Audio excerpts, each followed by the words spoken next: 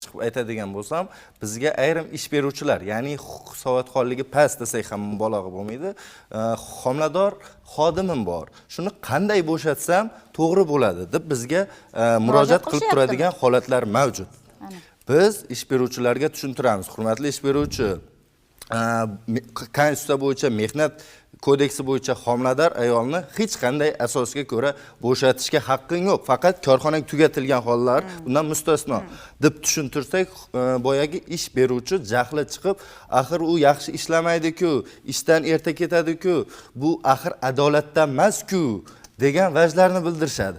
Shu o'rinda mana kamera orqali barcha ish beruvchilarga murojaat sifatida bo'lardi. Hurmatli ish beruvchilar, to'g'ri tushuninglar.